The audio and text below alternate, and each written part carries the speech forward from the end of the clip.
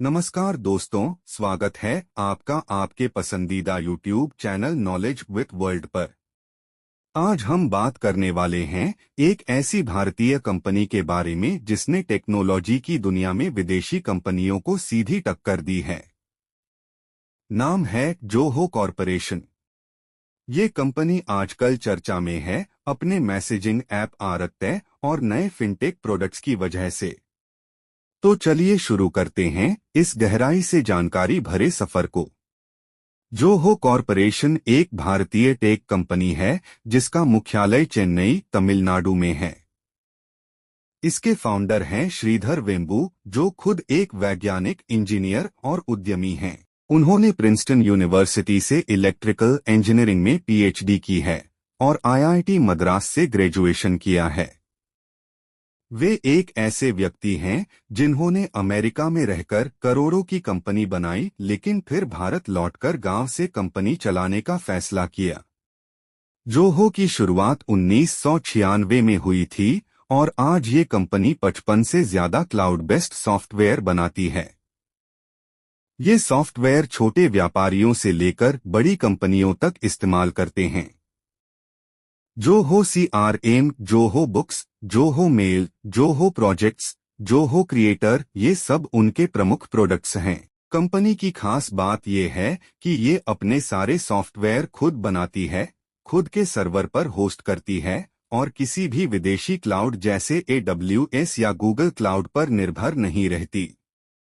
अब बात करते हैं जोहो की कमाई की। जोहो का सालाना रेवेन्यू करीब $1 बिलियन यानी लगभग 8,300 करोड़ रुपए है। कंपनी प्रॉफिट में है और बिना किसी बाहरी निवेश के खुद को चला रही है।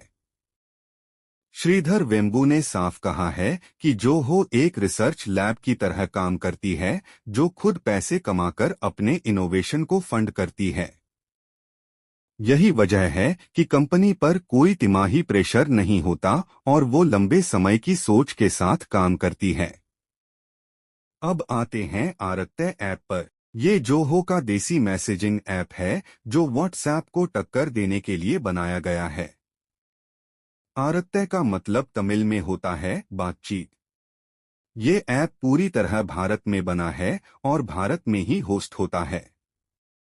इसमें end to end encryption, secret chat, multi device support जैसे फीचर्स हैं।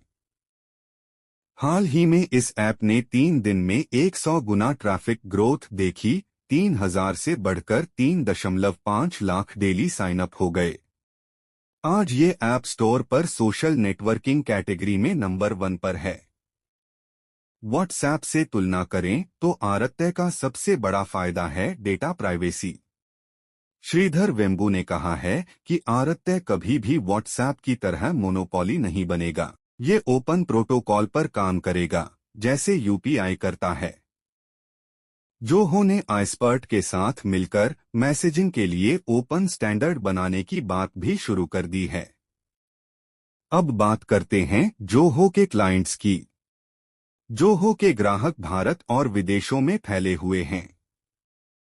इनमें छोटे व्यापारी, स्कूल, कॉलेज, सरकारी संस्थान, स्टार्टअप्स और बड़ी कंपनियां शामिल हैं। भारत सरकार ने भी जोहो को अपनाना शुरू कर दिया है। केंद्रीय मंत्री अश्विनी वैष्णव ने जोहो डॉक्स का इस्तेमाल करके कैबिनेट मीटिंग की ब्रीफिंग ली।